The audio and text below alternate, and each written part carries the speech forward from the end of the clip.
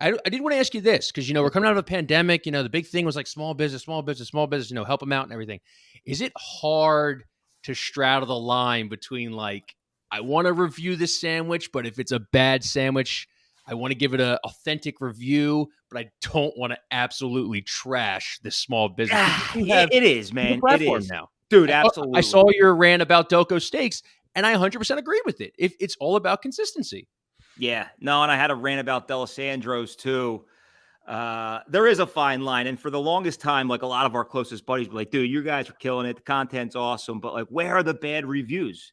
Right. Like, Yeah, you look, don't we get a lot of bad started ones. this journey by, putting ourselves on the quest for the best, right? Like, I'm not going to go drive 50 fucking minutes, spend $20 on a cheesesteak that sucks just to produce a shitty 3-minute content video. Like, I'm on the quest for the best. But, I will say though, like, not to be a dick, but like, I've gone on some rants about places like Dalesandro's. Like when I was growing up playing, I played golf at Archbishop Wood, and we would play Roman Catholic right there at Walnut Lane. Oh, what a beauty. Absolutely, dude. Right after Walnut Lane, we're going to Dalessandro's, we're going to Chubby's, we're killing them all.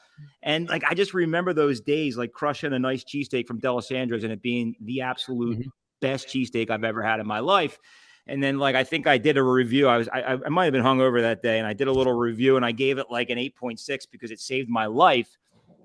Fast forward an hour, I'm driving home. I'm like, you know what? That cheesesteak actually wasn't that good. And like I Yeah. let them have it, man. Like I don't know what's what's gotten into me, I but think like they need to know, right? An establishment like Dalessandro's should be always in the high eights or low nines. But unfortunately, they are slowly putting themselves into that tourist trap conversation. And I don't want to get into that nope, conversation, nope. but That's you don't have to. I'll say it. Chubby's is better across the street.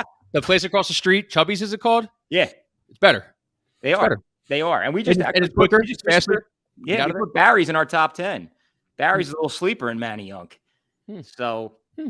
Yeah. you got to be consistent and you got to be passionate about it. Dalessandro's, unfortunately, I think has gone through a couple different owners over the last 5 or 6 years, and I it mean, but showed. you're fair because you look at your consistency and you think of like your Angelo's and you think of your Sarcone's Bakery and you think of your Collegeville Italian Bakery, I think it's called. People love that place. Yeah, they do. Never been, but people absolutely rave about it. Maybe because they're funny signs, but it's also because they do really good stuff. And I go back Yeah. to Liberty Kitchen because I like theirs. I don't like Middle Child, but people love the Middle Child breakfast sandwich. A little bit too much egg for my It liking. is The egg's like this big. like a cloud. It's insane. It's insane. Like enough like what are their food margins on the egg? Like they have to be putting the back on the egg. It Um, is. It's wacky.